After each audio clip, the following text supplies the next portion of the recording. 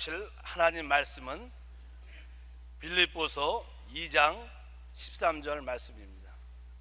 너희 안에 행하시는 이는 하나님이시니 자기의 기쁘신 뜻을 위하여 너희에게 소원을 두고 행하게 하시나니. 아멘.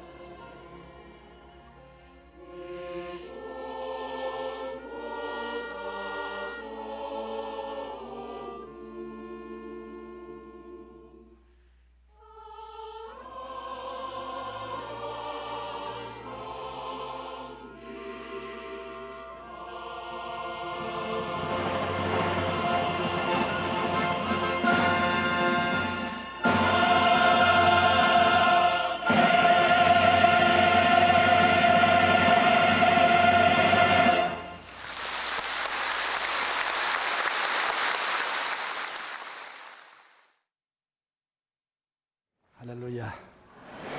옆에 계신 분들에게 주님이 당신을 사랑합니다 인사해 주십시오. 제게도 축복해 주십시오. 고맙습니다. 오늘 저는 여러분과 더불어 나는 왜 여기에 와 있나, 이 제목으로 은혜를 나누고자 하겠습니다. 제가 회의가 있어서 어느 호텔에 가니까 로비에서 저 예 친구를 만났습니다. 아주 반갑게 서로 포옹을 하고 등을 두들리고 오래간만이라고 서로 인사를 했습니다. 그런데 그 친구가 대뜸 하는 말이, 야, 너 오래간만이다. 여기 왜 왔어? 그래서 나 여기 회의가 있어 왔어. 제가, 너는 왜 왔어? 그저 은퇴하고 어영부영하면서 살다 보니 차라리 차 한 잔 마시려 왔지. 나는 그 친구 말이 심상치 않게 들렸습니다. 너 왜 왔지? 그런 말이 내 마음에는 너 지구에 왜 왔지? 그 말로 들렸어요. 나는 사명이 있어 왔어. 교회를 세우고 세계 선교를 하려고. 너는 왜 지구에 왔지? 나 별 볼 일 없이 그냥 왔다 갔다 하며 세월을 허송하다 여기까지 왔지. 삶의 목적도 의미도 가치도 모르고 떠도는 구름같이 떴다 치다 하는 삶은 정말 비극이라는 것입니다. 미국 기독교계의 지도자인 존 맥스웰은 성공하는 사람과 실패하는 사람의 차이점을 간단히 구분합니다. 성공하는 사람들은 삶의 목적과 비전이 명확하고, 성공 못하는 사람은 현재 지금만 보는 사람들이라고 말하고 있는 것입니다. 우리 그리스도인들은 어디에 와서 왜 삶이 어디로 가는지를 명확히 압니다. 목표의식이 분명할수록 인생은 선명해지는 것입니다. 첫째로 우리가 하나님이 우리 삶의 원인이 됨을 알아야 우리 인생의 목적도 방향도 가치도 깨달을 수 있는 것입니다. 인간이 무에서 적은 아메바, 그를 통해서 세포 분열을 해서 진화론적인 논리에 따라서 살다가 죽는다고 한다면 인간은 아무 의미도 가치도 없습니다. 하나님도 계시지 않고 모든 것이 우연히 이루어진 것입니다. 우주도 우연히, 자연도 우연히, 인생도 우연히 진화해서 이루어졌다고 한다면 인간의 삶은 아무 의미가 없는 허무하게 짝이 없는 것이 되고 마는 것입니다. 시편 100편 3절에는 야훼가 우리 하나님이신 줄 너희는 알지어다. 그는 우리를 지으시니요 우리는 그의 것이니 그의 백성이요 그의 가르치시는 양이로다. 얼마나 기분 좋습니까? 천지와 만물을 지으시고 전지전능 무소부재하신 야훼가 우리 하나님이신 줄 알지어다. 우리는 그가 만들었고 그가 기르는 백성이요 그가 기르는 양이라는 것을 알게 될 때 우리의 삶은 백명백백하게 맑고 밝고 환해지는 것입니다. 우리를 지으신 하나님, 우리를 기르시는 하나님을 우리는 찬양하고 섬기며 사는 것이 우리 삶의 목표요 가치요 의미가 되는 것을 너무나 잘 알 수 있는 것입니다. 우리가 무생물에서 아메바, 거기에서 세포 분열해서 우연히 인간이 되었다면 우리는 존재의 의미도 가치도 목적도 아무것도 없는 죽은 나무 토막이 물에 넘실거리며 떠내려가는 우연에 불과하고 마는 것입니다. 이사야 43장 1절에 야곱아 너를 창조하신 야훼께서 지금 말씀하시느니라. 이스라엘아 너를 지으신 이가 말씀하시느니라. 너는 두려워하지 말라. 내가 너를 구속하였고 내가 너를 지명하여 불렀나니 너는 내 것이라. 뿌리를 알면 이와 같은 하나님의 담대한 음성을 들을 수가 있는 것입니다. 내가 너를 지었다. 그러니 두려워하지 말라. 내가 너를 구속하였고 너를 지명하여 불렀나니 너는 내 것이다. 우연히 된 것도 아니고 사탄의 것도 아니고 자연적으로 너가 생성난 것도 아니다. 너는 내 것이다. 이와 같은 확실한 뿌리가 있으니 얼마나 든든합니까? 시편 139편 16절에 내 형질이 이루어지기 전에 주의 눈이 보셨으며 나를 위하여 정한 날이 하루도 되기 전에 주의 책에 다 기록이 되었나이다. 내가 세상에 태어나서 하루가 되기 전에 내 일생이 벌써 하나님이 설계해 놓았다는 것입니다. 하나님을 알고 하나님을 순종하면 하나님의 설계한 대로 인생을 살게 되면 평탄하게 무사하게 성공적으로 인생을 살 수 있다는 것입니다. 문제는 하나님을 반역하고 하나님의 설계한 것을 저버리고 자기 멋대로 살려고 하기 때문에 하나님과도 부딪히고 자기하고도 부딪히고 세상에 고통과 괴로움이 다가오는 것입니다. 레이 프리처드 목사가 쓴 생각을 뛰어넘는 기도라는 책에는 믿음의 이야기가 있습니다. 어느 날 레이 프리처 목사는 자신의 교회 성도 한 사람이 병원에 실려갔다는 전화를 받고 뛰어갔습니다. 중환자실에 도착하자 80세가 넘는 노인에게 폐와 심장으로 통하는 막힌 혈관을 뚫기 위하여 강력한 혈액 용해제를 투여하고 있었습니다. 그 약은 아주 강력해서 잘못하면 뇌졸중을 일으킬 수도 있는 것입니다. 목사님을 보자 그 환자는 노구의 손으로 목사님의 손을 잡아 흔들면서 이렇게 말했습니다. 목사님을 보니 힘이 나네요.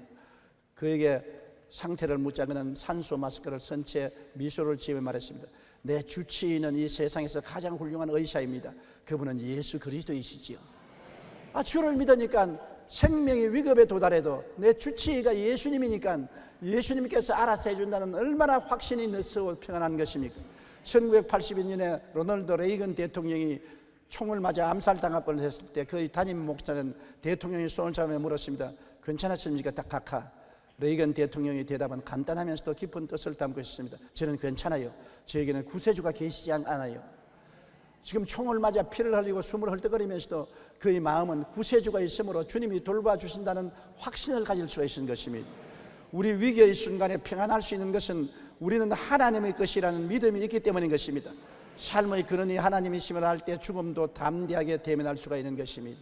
저는 한때 남미에서 비행기를 타고 멕시코만을 건너오다가 거대한 폭풍우를 만났습니다. 폭풍우가 얼마나 심했던지 비행기가 완전히 한쪽이 종이에 불과했습니다. 많은 독일 간호원들이 저희 뒤에 탔는데 호함을 치르고 울부짖었습니다. 벽에가 공중에 나르고 그릇들이 나르고 물건이 이리 흔들리고 저리 굴러떨어졌습니다. 그 비행기는 곧 추락할 수밖에 없는 정도가 되었습니다. 얼마나 다급했던지 조종사가 마이크를 통해서 이 중에 기도할 수 있는 사람이 있거든 기도해달라고 그렇게 방송을 했습니다. 정말로 저도 수첩을 끄집어내어서 우리 가족들 사진을 보았었습니다. 사진을 만지면서 안녕히 계시라고, 내가 이제 먼저 가겠다고. 정말 다급했습니다. 그런데 내 마음 중심에 한 가지 무엇이냐면 하나님이 살아계신다. 하나님이 문을 열면 닫을 자가 없고 닫아놓으면 열 자가 없다. 죽을 때가 되지 않으면 하나님이 절대로 죽지 않게 만드신다. 그러한 신념이 마음 중심에 생기더라고요. 내가 억지로 만드는 것이 아니라 마음속에 나는 하나님께 속했고 하나님이 나를 돌보심으로 하나님의 뜻이 아니면 어찌해든지 얼마나 큰 폭풍우가 다가와도 죽지 않는다는 확신이 생겨서 내가 평안해서 그 어려운 가운데 그 부르짖는 승객들을 향해서 여러분 잠잠하십시오. 이 비행기는 추락하지 않습니다. 내가 하나님을 믿습니다. 그렇게 외치고 나니까 그 다음부터는 모두 다 내 얼굴만 쳐다보더라고요. 정말 하나님의 도우심으로 비행기가 무사히 안착했는데 그것이 지금도 내 영혼 속에 잊어지지 않습니다. 하나님을 믿는다는 것이 위기를 처할 때 명명백백하게 나타나는 것을 알 수 있는 것입니다. 평안할 때는 하나님이 계신지 안 계신지 별로 관심이 없지만 위기를 당할 때는 내 뿌리가 하나님께 있고 하나님이 나와 함께 계신다는 믿음이 있을 때 평안을 누릴 수가 있는 것입니다. 위기의 순간에 하나님이 계신다는 것은 얼마나 좋은지 몰라요. 그러므로 사람들마다 한 번은 극한 위기에 처하는 것입니다. 그것은 죽음인 것입니다. 사람이 한번 나서 죽는 것은 정한이신데 죽을 때 불안과 공포와 절망의 절정에 도달하지 않겠습니까? 사람들마다 죽지 않으려고 눈을 부릅뜨고 주먹을 불끈 쥐고 몸부림을 치지 않습니까? 그러나 하나님 믿는 사람은 하나님이 내 아버지요, 아버지께로부터 왔다가 아버지께로 돌아간다는 신념을 가진 사람은 두려움 중에도 평안하게 눈을 감을 수가 있고 천국으로 향해서 나갈 수가 있는 것입니다. 그러므로 뿌리를 알아야 되는 것입니다. 하나님이 내 아버지라는 것을 알아야 되는 것입니다. 우리는 오직 하나님 아버지로부터 이 세상에 보내심을 받아서 왔다는 것을 알아야 되는 것입니다. 내가 왜 왔냐? 우연히 아메바에서 진화된 인간으로서 원숭이에서 사람이 되어 왔다고 생각한다면 이 세상에 온 목적이 무엇인지 모릅니다. 하나님이 내 아버지면 나를 세상에 지으신 목적이 있다는 것을 알 수 있는 것입니다. 요한복음 17장 18절에 아버지께서 나를 세상에 보내신 것 같이 나도 그들을 세상에 보내었다고 말한 것입니다. 여러분과 나는 보냄을 받은 사람들인 것입니다. 우연히 던져진 주사위가 아닌 것입니다. 요한복음 15장 16절에 너희가 나를 택한 것이 아니요 내가 너희를 택하여 세웠나니 이는 너희로 가서 열매를 맺게 하고 또 너희가 열매가 항상 있게 하여 내 이름으로 아버지께 무엇을 구하든지 다 받게 하려 함이라. 하나님은 우리를 보내셔서 이 세상에서 열매를 맺어 하나님께 영광을 돌리는 수확을 갖게 하기 위해서 보내셨다는 것입니다. 왜 내가 여기 오늘 왔습니까? 우연히 온 것은 아닌 것입니다. 하나님이 택하여 보내주신 것입니다. 어느 날 공원 청소부가 날이 겨울자 서둘러 청소를 마치고 공원을 떠나려고 하는데 벤치에 한 사람이 앉아 있어서 이 사람을 내보내야 되었습니다. 청소부가 벤치에 앉아서 턱을 고이고 있는 그 사람을 보고 당신은 누구요? 하고 묻자 그는 이렇게 대답했습니다. 글쎄요, 내가 누군지를 몰라서 생각하는 중에 있습니다. 그럼 당신은 어디서 왔어요? 그러니까 그것도 잘 몰라서 생각하고 있습니다. 공원 문을 닫아야 되겠는데 어디로 가야 할 것입니까? 글쎄요, 그것을 알았다면 벌써 여기서 떠났지 않겠습니까? 공원 청소부의 질문에 엉뚱한 대답을 한 이는 유명한 철학자 데카르트였습니다. 여러분, 나는 과연 누구인가? 어디서 와서 왜 삶이 어디로 가는가 하는 이러한 질문은 바로 우리 삶의 근원이 무엇인가를 알 때 대답할 수 있습니다. 우리는 하나님이 삶의 원인임을 알아야 하는 것입니다. 우리는 하나님의 것으로 보내심을 받아 세상에 왔는 것을 알게 되면 당신은 누구요? 나는 하나님의 자녀요. 여기에서 무엇하오? 주를 위해서 열매를 맺기 위해서 여기 있어. 당신은 어디를 가오? 천당으로 가오. 분명하게 대답할 수 있는 자기의 정체성이 확실하게 되는 것입니다. 둘째로, 하나님이 우리를 왜 만드셨을까요? 여러분도 자식을 낳아서 기른 분들이 대다수 많지 않습니까? 자식을 왜 낳습니까? 사랑하고 행복하고 장래 소망을 위해서 자식을 낳지 않아요. 자식을 낳아서 기른다는 것은 고생스럽습니다. 똥오줌 갈려내고 온갖 못된 짓 하는 것 다 견뎌내야 되는 것입니다. 그러나 자식을 기른다는 것이 자식을 사랑하고 행복해지고 또 자식에 대한 소망이 헛되었지라도 장래에 소망을 두는 것입니다.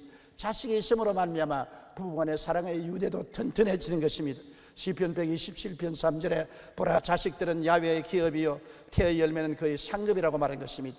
잠언서 23장 18절에 정령이 내 장래가 있겠고 내 소망이 끊어지지 아니하리라고 말한 것입니다. 사랑하고 행복하고 장래의 소망을 얻기 위하여 우리가 자식을 낳아서 기르는 것입니다.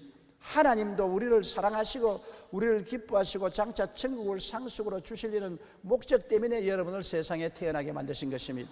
스바냐 3장 17절 우리 다 같이 소리내어 읽어보십시다. 너희 하나님 야훼가 너희 가운데 계시니 그는 구원을 베푸실 전능자이시라. 그가 너로 말미암아 기쁨을 이기지 못하시며 너를 잠잠히 사랑하시며 너로 말미암아 즐거이 부르며 기뻐하시리라. 야, 이렇게 놀라운 말씀이 있는 것입니다. 하나님이 너로 말미암아 기쁨을 이기지 못한다. 이곳에 와서 기쁨을 이기지 못해요. 하나님이 나같이 못난 사람을 위해서 예수님 보혈을 믿고 구원받은 것을 보고 너무나 기뻐서 기쁨을 이기지 못하며 우리를 가만히 보고 사랑하여 머리를 끄덕끄덕 하시며 즐거이 부르며 기뻐하시도다. 박수를 치고 이리 오너라 기뻐하시려.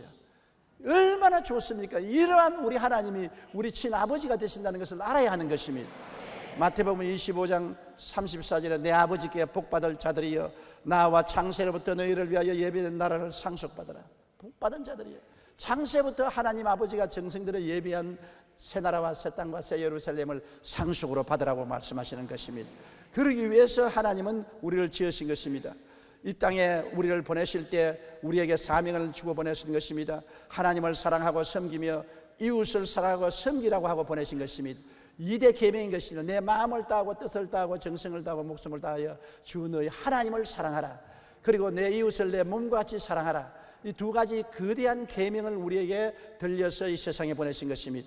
마태복음 22장 37절로 39절에 예수께서 이르시되 내 마음을 다하고 목숨을 다하고 뜻을 다하여 주 너희 하나님을 사랑하라 하셨으니 이것이 크고 첫째 되는 계명이요 둘째도 그와 같으니 내 이웃을 내 자신같이 사랑하라 하셨으니. 그래서 우리는 이 땅에 살면서 무엇보다도 제일 먼저 하나님을 사랑해야 되는 것입니다. 그리고 이웃을 사랑해야 되는 것입니다. 이것을 이루기 위해서 하나님은 우리를 보내신 것입니다. 그뿐 아니라 하나님은 이 땅에 살면서 울면서 불행하라고 보낸 것은 절대로 아닌 것입니다. 기뻐하며 행복을 누리기 위해서 우리를 이 땅에 보내신 것입니다. 주님은 항상 기뻐하라, 다시 말하노니 기뻐하라, 그렇게 말씀한 것입니다. 우리에게 기쁨을 주고 행복하게 인생을 살라고 보내지 슬프고 땅을 치고 통곡하며 고통을 당하라고 보내신 것은 아닌 것입니다. 마귀가 오는 것이 도적질하고 죽이고 멸망시키는 것이요 인자한 것은 양으로 생명을 얻게 하되 더 풍성히 얻게 하려 왔다고 말한 것입니다. 오늘날 마귀는 어떠한지 우리를 슬퍼하고 고통을 당하고 괴로우고 낭패와 실망을 당하기를 원하는 것입니다. 하나님은 영혼이 잘됨같이 범사에 잘되며 강건하고 생명을 얻되 풍성히 얻기를 원하시는 것입니다. 전도서 3장 12절로 13절에 사람들이 사는 동안에 기뻐하며 선을 행하는 것보다 더 나은 것이 없는 줄을 내가 알았고 사람마다 먹고 마시는 것과 수고함으로 낙을 누리는 그것이 하나님의 선물인 줄도 알았노라. 하나님이 우리에게 기뻐하고 낙을 누리고 사는 것을 선물로 주신다는 것입니다. 전도서 2장 24절에 사람이 먹고 마시며 수고하는 것보다 그의 마음을 더 기쁘게 하는 것은 없나니 내가 이것도 본적 하나님의 손에서 나온 것이라.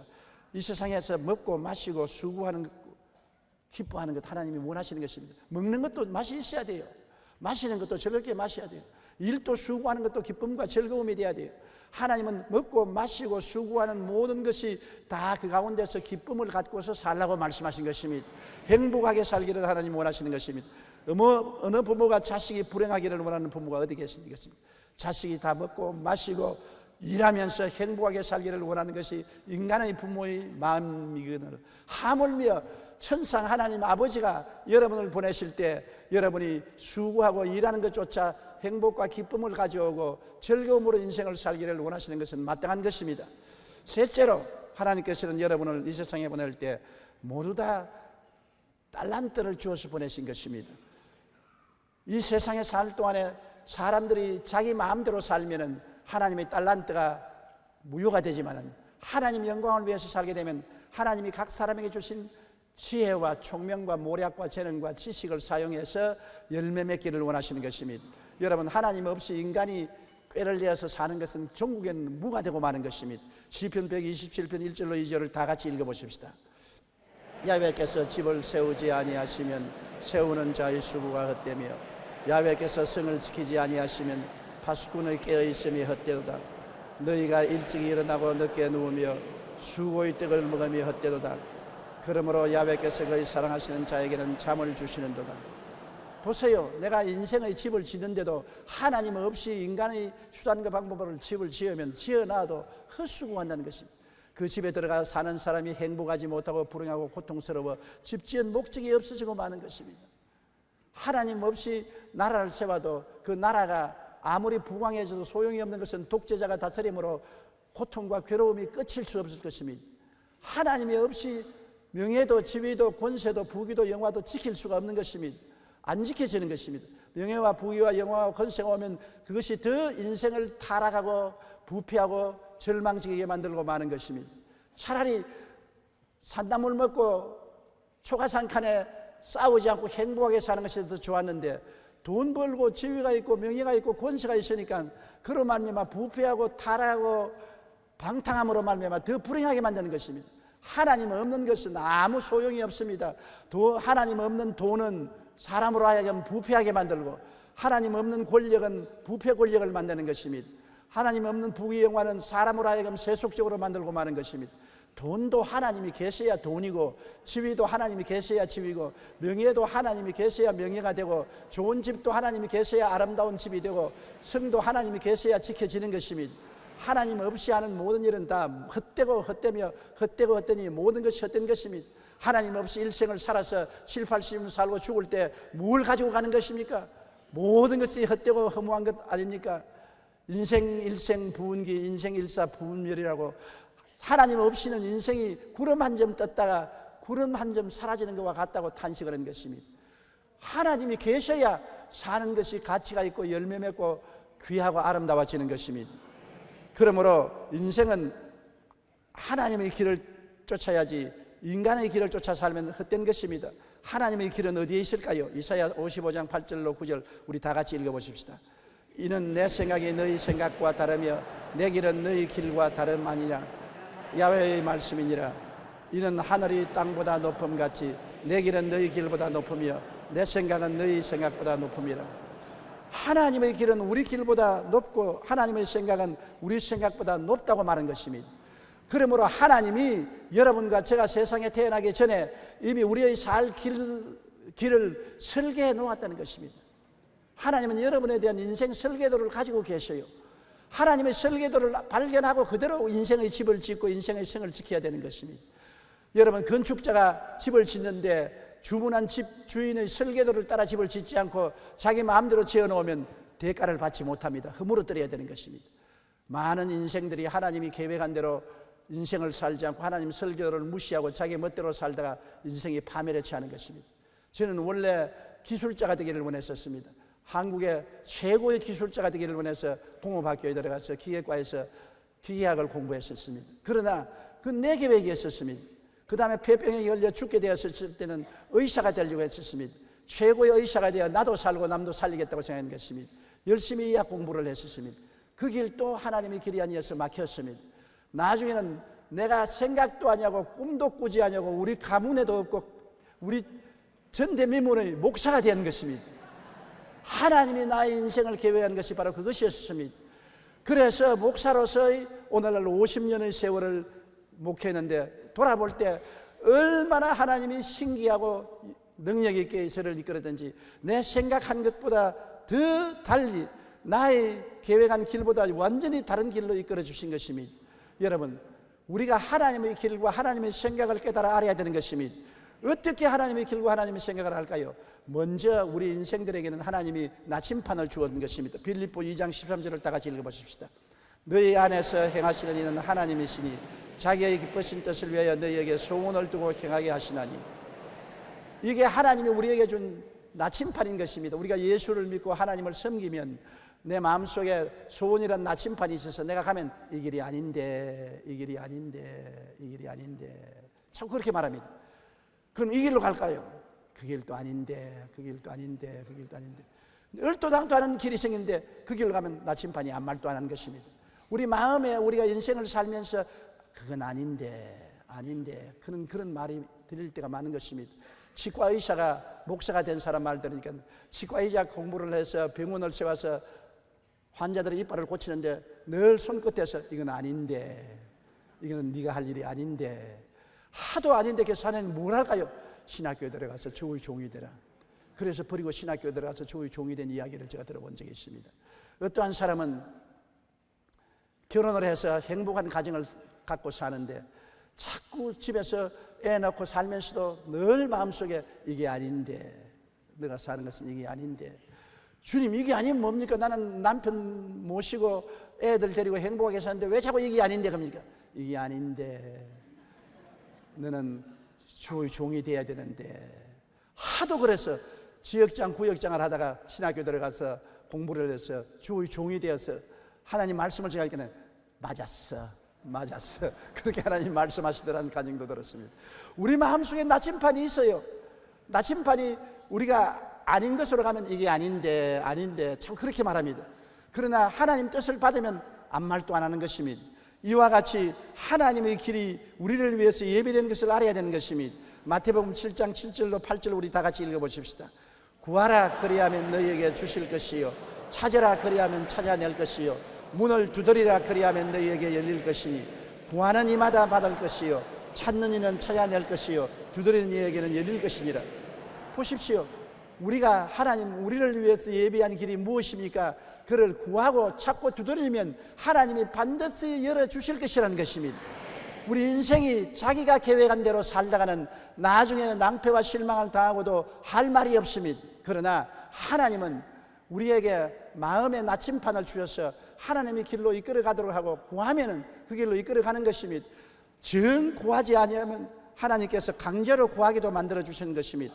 왜냐하면 우리 생활 속에 환난과 고난을 통해서 인생을 실패하고 난 다음에 하나님의 뜻을 찾는 사람이 많습니다. 마태복음 16장 25절에 누구든지 제 목숨을 구원하고자 하면 잃을 것이요, 누구든지 나를 위하여 제 목숨을 잃으면 찾으리라. 자기의 목숨을 자기가 구하기 위해서, 성공하기 위해서 뛸 때는 하나님의 길을 몰랐으나 낭패와 실망을 당하여 자기 길이 좌절되고 자기의 꿈이 좌절될 때 하나님의 뜻이 알려질 때가 많은 것입니다. 로마서 8장 11절에 보면 자녀이면 또한 상속자 곧 하나님의 상속자요 그리스도와 함께한 상속자니 우리가 그와 함께 영광을 받기 위하여 고난도 함께 받아야 할 것이라. 하나님의 상속자가 되기 위해서 하나님이 우리 인생길을 예비해 놨는데 우리가 흙길로 자꾸 가면은 하나님이 고난에 부딪히게 해서 깨어지게 해서 앉아서 자기 마음의 나침판을 바라볼 수 있는 기회를 주시는 것입니다. 어떤 때는 사업에 낙심해서 올 때 갈 데 없게 만들 때도 있고, 어떤 때는 감옥에 밀어넣어서 감옥에 앉아서 하루 종일 생각하게 만들 때도 있고, 어떤 때는 병상에 들어 누워서 자기의 인생길을 생각하기도 만들고, 좌우간 자기 아닌 하나님의 뜻을 생각할 수 있는 기회를 하나님께서 허락해 주시는 것입니다. 그래서 하나님의 뜻을 발견하고 하나님의 길을 간 사람들이 부지기수로 많습니다. 요셉과 모세도 같습니다. 요셉은 아버지의 사랑을 받는 아들로서 아버지의 후계자가 되기를 원했습니다. 채색 옷을 만들어 입혔다는 것은 가족 중에서 아버지가 후계자를 삼으려고 할 때 특별히 사랑을 표시하기 위해서 채색 옷을 만들어 입혔습니다. 그런데 아버지의 뜻과 요셉의 계획대로 되지 않았었습니다. 그는 형들에게 밑비움을 받아서 종으로 팔렸고 애굽에 들어가서 10년 동안 종살이하고 3년 동안 감옥살이 했었습니다. 그 고통을 통해서 요셉은 깨달은 것입니다. 내 생각대로 내 길대로 되는 것이 아니라 하나님의 생각과 하나님 길대로 되는 것을 알고 의지한 즉 하나님이 그를 애굽의 국무총리로 삼은 것입니다. 나중에 말하기를 형들이 나를 헤아려 하시나 하나님은 도리어 그것을 변하여 오늘날 모든 사람을 살리는 애비가 되게 만들어 주었다고 말한 것입니다. 모세도 자기의 생각대로 40세가 될 때 애굽 공주의 아들로서 당당히 나와서 노역장에 와서 이스라엘 백성을 위해서 변호하고 애굽 사람을 쳐 죽였으나 이것이 들통이 나서 아라비아 광야로 도망쳐서 미디안 땅에 와서 40년 동안 목동 생활을 했습니다. 생각해 볼 때 너무나 허무한 세월입니다. 40에 도망쳐서 80이 되어서 이제는 머리도 백발이 되고 허리도 굽고 기력도 쇠하고 눈도 어두워졌을 때 하나님이 찾아와서 모세에게 이스라엘 백성을 인도하라는 명령을 내리신 것입니다. 오랜 고난을 통해서 자기의 길이 깨어지고 자기의 길이 막혔을 때 하나님이 길을 열어주시는 것입니다. 여러분, 하나님의 길을 알고 인생을 살아야 인생이 가치 있는 것입니다. 그렇지 않고 세상의 길은 아무리 목적을 두고서 열심히 일을 해도 목적이 도달하고 난 다음에 허무하게 짝이 없는 것입니다. 이 세상에 성공한 사람들의 말을 들어보십시오. 성공을 하고 난 다음 그 다음에 너무 허무맹랑해서 어찌할 도리가 큰 부자들이 마약 중독자가 되는 사람 많이 있지 않습니까? 성공하고 난 다음에 방탕하는 사람이 많지 않습니까? 성공의 산 꼭대기에 올라가 보니까 너무나 허무하고 아무것도 없다는 것입니다. 여러분, 하나님은 여러분을 이 세상에 보낼 때 모두 다 달란트를 주어서 보내시겠습니다. 1달란트 혹은 2달란트 혹은 5달란트라는 재능을 주어서 보낸 것입니다.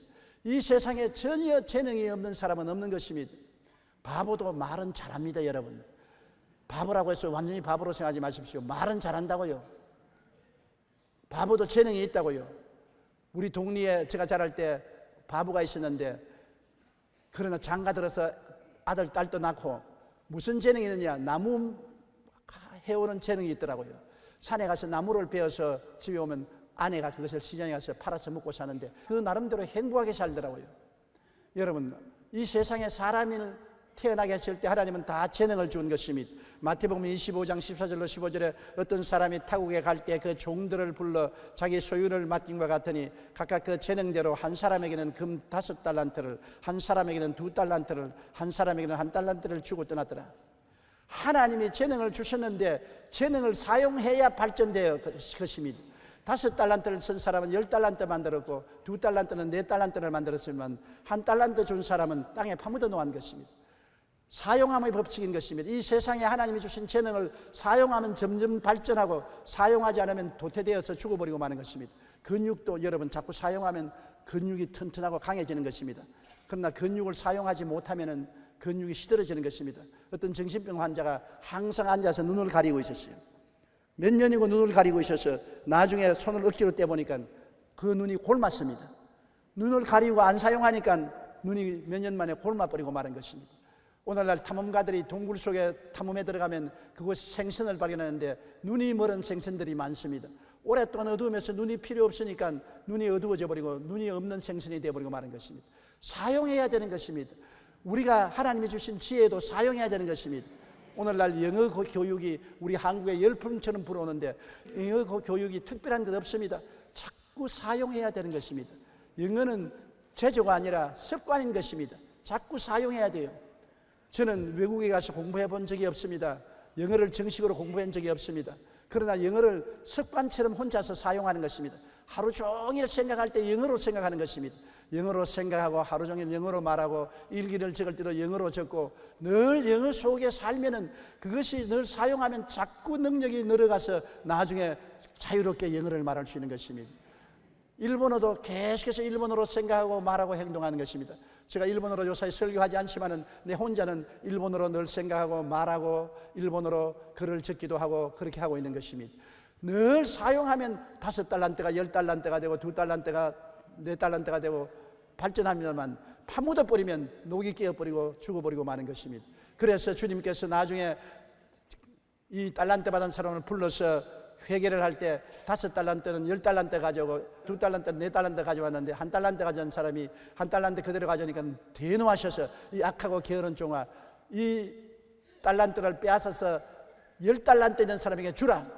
있는 자에게는 더 주고 없는 자에게는 있는 것조차 빼앗는다고 말하는 것입니다. 피아노를 치는 사람들이 하루만 피아노 안 쳐도 자기가 알고, 이튿날 두 번째 피아노를 안 치면 자기 주변에 있는 사람이 알고, 사흘 피아노를 안 치면 온 청중이 안다고 말하셨습니다. 그러므로 늘 계속해야 돼요. 목사가 휴가를 가서 설교를 안 하면 그 다음부터 설교가 잘 나오지 않습니다. 설교도 계속해서 해야 성령이 넘쳐 흐르지, 설교를 하지 않으면 흐르지 않는 것입니다. 주의 백성들이 하루라도 전도하지 않으면 전도하는 은사가 사라지기 시작하는 것입니다. 전도를 하면 자꾸 전도할 수 있는 은사가 주어져서 더 많은 사람을 전도할 수 있게 되는 것입니다. 그러므로 주님이 모든 사람에게 달란트를 주셨습니다. 마태복음 25장 23절에 그 주인이 이르되 잘하였도다 착하고 충성된 종아, 내가 적은 일에 충성하였으면 내가 많은 것을 내게 맡기리니 내 주인의 즐거움에 참여할지어다 하고, 많은 것을 맡기는 것은 적은 것을 사용할 때 그렇게 해주는 것입니다. 그 주인이 대답하여 이르되 악하고 게으른 종아, 나는 심지 않은 데서 거두고 해치지 않은 데서 모으는 줄 내가 알았느냐. 한 달란트 가지고서 돌아온 사람 종에게 그렇게 꾸짖고 그를 빼앗은 것입니다. 여러분, 1997년에 두 여인, 바로 테레사 수녀와 다이애나 황태자비가 죽었습니다. 전 세계가 큰 충격을 받았습니다. 테레사 수녀는 귀족 가문에 태어나서 좋은 교육을 받고 수녀원에 들어갔습니다. 그런데 어느 날 기차 여행 중 자신의 사명을 깨닫고 인도에서 가장 비참한 사람들이 사는 곳으로 들어갔습니다. 그녀는 3만 6천 명의 불황자들을 돌보며 어린이집을 세워 고아들과 미혼모를 돕고 정신박약아들을 돌보았습니다. 나환자촌을 지어 나환자들을 돌보는 등 평생에 가난하고 소외된 자들을 위해서 헌신했습니다. 똑같은 여자인데 다이아나 황태자비도 좋은 가문에 출생하여 좋은 교육을 받았습니다. 그리고 찰스 황태자와 결혼하여 궁전에서 호화로운 생활을 했습니다. 황태자비로서 좋은 일을 하기도 했습니다. 그러나 가정불화로 5번이나 자살을 시도하고 우울증에 시달렸습니다. 황태자와 이혼한 이후 연문을 뿌리다가 비참하게 생을 마쳤습니다. 하나님께서 똑같은 여성에게 다른 달란트를 줬습니다. 테레사 수녀에게도 달란트를 주었고 황태자비에게도 달란트를 주었습니다. 그런데 테레사 수녀는 사명을 다 따라 그 달란트를 가지고 힘들고 어려운 길이었지만 많은 결실을 맺고 땅을 떠났었습니다. 반면 다이아나 황태자비는 뚜렷하고 확실한 자신의 사명을 찾지 못하고 방황하다가 이 땅을 떠났습니다. 우리는 아름답고 화려한 다이아나보다는 늙고 초라한 테레사 수녀를 기억하며 그의 삶을 존경하는 것입니다. 하나님도 다이아나비를 보고는 잘했다 칭찬하지 않을 것입니다. 그러나 테레사를 보고는 잘했다 착하고 충성된 종아, 적은 일에 충성하시니 많은 것으로 맡기겠다고 말했을 것입니다. 벤저민 리튼버그는 자신의 잠재 능력을 개발하지 않고 그냥 편만하게 살아가는 것은 실상 일종의 자살이라고 말한 것입니다. 여러분, 모든 사람에게는 하나님이 은사를 주셨습니다. 나는 쓸모없는 인간이라고 생각하지 마십시오. 쓸모없는 인간은 아무도 없는 것입니다. 여러분, 기독교 교회사 가운데 17세기경에 잊지 못할 한 인물이 있습니다. 굉장히 존경을 받고 신령한 사람으로서 나중에 수도원 원장까지 되었는데요, 그는 성직자도 위대한 저술가나 지위를 가진 사람도 아니었습니다. 그는 평신도로서 한 수도원의 부엌에서 섬기는 일을 하던 사람으로서 그 이름은 니콜라스 헤르만이었습니다. 사람들은 그를 로렌스 형제라고 불렀습니다. 그는 항상 일상의 작은 일들에서 하나님의 임재를 체험했습니다. 그리고 하나님의 기적을 나타내며 사람들에게 감동을 주는 지혜가 있는 것입니다. 당시 수도원을 찾는 방문객 중에 한 사람이 그에게 물었습니다. 당신은 매일 부엌에서 청소하고 그릇 씻고 음식 만드는 일만 하는데 그것 때문에 불평한 일이 없습니까? 그는 이렇게 대답했습니다. 나는 음식을 만들면서 계속 기도합니다. 이 음식을 먹는 자에게 하나님의 평강을 채우소서. 청소할 때는 하나님의 아름다운 동산을 더욱 아름답게 하소서 하고 기도합니다. 그래서 저는 하나님께 기도하는 시간 외에 남는 시간이 없습니다. 이러한 그의 모습을 보면 사람들은 그를 부엌의 성자라고 불렀습니다. 로렌스 형제는 그의 책에서 이렇게 말했습니다. 꼭 큰 일을 해야 할 필요가 없다. 나는 후라이팬의 작은 계란 하나라도 하나님을 사랑하는 마음으로 뒤집는다. 그 일도 끝나고 더할 일이 없으면 나는 바닥에 엎드려서 하나님을 경배한다. 얼마나 로렌스 형제가 성령에 충만했는지 나중에 수도사들조차도 로렌스 형제에게 와서 기도를 받기를 원하고 그의 이야기를 듣기를 원하고 그 신령한 소문이 온 천하에 퍼져나간 것입니다. 그는 계속해서 부엌에서 일만 했습니다. 불 떼고 부엌 청소하고 그릇 씻고 음식 만들고 그러면서도 끊임없이 그 순간순간에 이게 내 사명이라고 생각하고 그릇을 하나님 영광 위해서 깨끗하게 닦게 하여 주시옵소서. 하나님 영광을 위해서 부엌을 깨끗하게 청소하게 해 주시옵소서. 하나님의 영광을 위해서 불을 잘 떼게 도와주시옵소서. 하나님의 영광을 위해서 맛있는 음식을 만들어 수도사들을 살찌게 만들어 주옵소서. 늘 하나님께 영광을 돌리고 하나님 사명을 다한 결과에 하나님이 그를 높여사 그로 하여금 세계적인 인물로 만들어 주신 것입니다. 제가 나를 사랑한즉 내가 저를 건지리라. 제가 내 이름을 안즉 내가 저를 높이리라고 말씀하신 대로 하나님은 여러분 평범한 일을 하나님 영광을 위해서 할 때 열매 맺게 해주는 것입니다. 내가 집에서 밥 짓고 집안 청소하고 애들 기저귀나 갈고 이 인생이 무슨 인생이냐고 생각하면 안 되는 것입니다. 이것이 내게 주신 은사면은 하나님 이것을 기쁘게 나는 합니다. 남보다 더 즐겁게 음식을 만들고 더 집을 반들반들하게 청소하고 자녀들을 더 잘 기르는 어머니가 되었다면 놀라운 축복받은 어머니요 하나님이 같이 계시고 나중에 모든 사람에게 칭찬받는 사람이 될 것인 것입니다. 자기의 분야에서 하나님 사명을 쫓아서 최선의 일을 하는 것입니다. 구두 닦는 사람은 그것이 자기 사명인 줄 알면 최선을 다해서 예수님의 구두를 닦는 마음으로 구두를 닦아야 되는 것입니다. 청소하는 사람은 그것이 주님 보내신 사명이라고 하나님의 궁전을 청소하듯이 깨끗이 청소해야 되는 것입니다. 그렇게 할 때 하나님이 주신 은사를 활용하게 되고 하나님이 그게 보태어서 30배, 60배, 100배가 되도록 축복을 해주고 만족한 인생을 살게 만들어주는 것입니다. 이 세상에 이름 없는 풀이 없고 사명 없는 인간은 없습니다. 큰 일이든 작은 일이든 그것이 문제가 아닙니다. 자기의 사명을 찾고 그에게 충성할 때 우리는 이 땅에 보내신 하나님의 뜻을 이루는 것입니다. 내가 뭐 말단 사원으로서 내가 잘한다고 해서 누가 나를 인정해 주겠느냐고 하면 큰 오해인 것입니다. 말단 사원으로서 회사에 들어갔으면 그것이 하나님이 보내신 곳입니다. 내가 간 것과 하나님이 보내신 거라고 다릅니다. 내가 하나님을 섬기는 사람으로서 주님께 의지하고 살면서 그 길이 열려서 직장을 얻었으면 하나님이 나를 그 직장에 보내신 것입니다. 그러면 그 직장은 내 직장이 아니라 하나님의 직장인 것입니다. 상사를 섬기는 것이 아니라 하나님을 섬기는 마음으로 충성을 다하고 열심을 다하면 하나님께서 1달란트를 2달란트로 4달란트로 10달란트로 자꾸 축복을 해서 승진을 하고 올라가게 만들어주는 것입니다. 그러나 내 사명을 하나님이 주신 사명으로 생각하지 않고 원망하고 불평하고 탄식하고 늘 탐욕만 가지고 높은 자리만 바라본다면 나중에 가지고 있던 달란트도 다 빼앗기고 허무맹랑하게 되고 마는 것입니다. 인생을 하나님과 더불어 사는 여러분 되시기를 주님 이름으로 축원합니다. 나홀로 인생을 사는 사람은 비극을 갖고 끝마치고 마는 하나님과 함께 인생을 사는 사람은 모든 일을 하나님의 영광을 위해서 하게 되기 때문에 하나님이 영광을 받으시고 하나님이 복을 내려주시는 것입니다. 이 세상에 이름 없는 풀이 없습니다. 그처럼 사명 없는 인간은 없습니다. 옆에 있는 분들에게 당신은 사명이 있습니다 그렇게 말씀해 주십시오. 사도행전 22장 10절에 말씀대로 주님 무엇을 하리까? 사울이 다메섹 도상에서 예수 그리스도를 만났을 때 그는 눈이 부셔서 장님이 되었습니다. 그리고 주님 앞에서 꿇어앉아 말했습니다. 주님 무엇을 하리까? 사울은 자기의 사명을 몰랐습니다.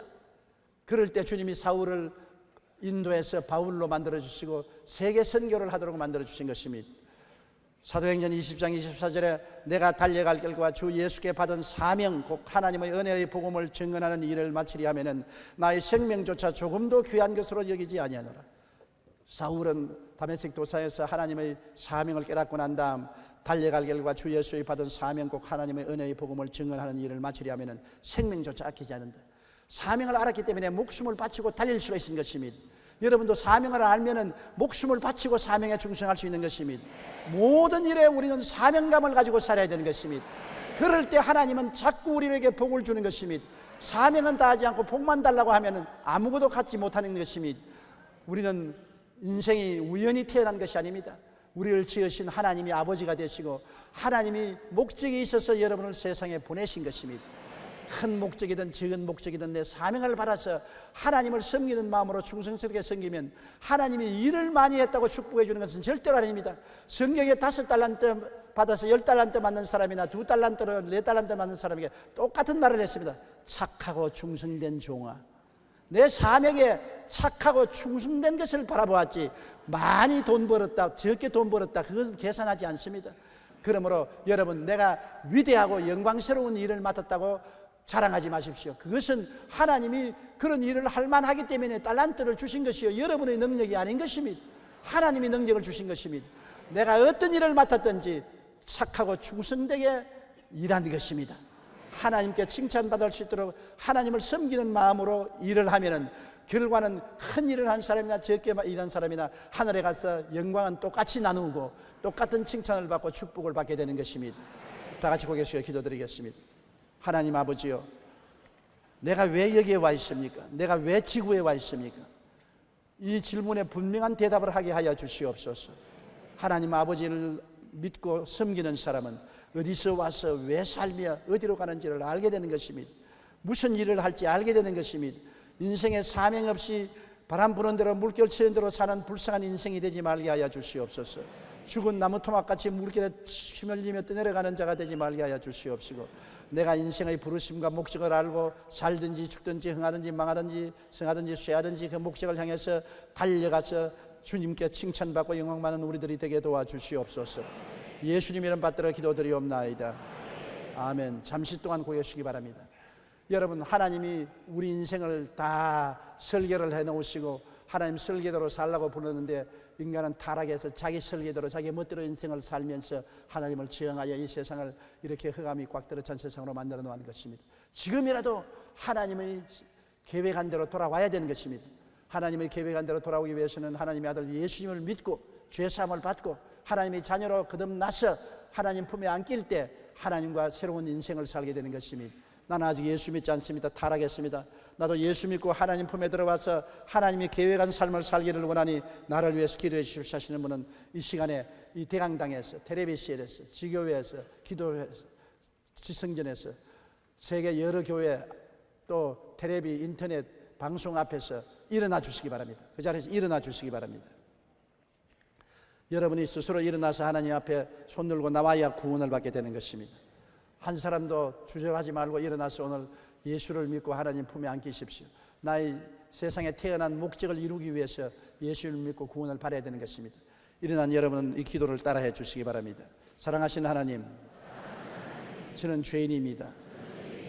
어디에서 와서 왜 살며 어디로 가는지 알지 못하고 방황하며 지냈습니다. 오늘 하나님의 부르심을 받고 믿음으로 일어났습니다. 예수님의 십자가 보혈로 저를 씻어 주시옵소서. 저를 위하여 죽으시고 저를 위하여 부활하신 예수님을 제 구주로 모셔드립니다. 지금부터 영원토록 주님과 함께 살겠습니다. 하나님은 내 아버지가 되셨습니다. 예수님은 나의 구주가 되셨습니다. 저는 하나님의 자녀가 되었습니다. 저를 구원해 주시니 감사합니다. 예수님 이름으로 기도드리옵나이다. 아멘. 주님의 이름으로 환영합니다. 하나님이 여러분을 구원하여 주셨습니다. 결심 카드를 받아서 연보함에 넣어주시고 예배가 필요한 후에 환영 후에 꼭 출석하시기 바랍니다. 예.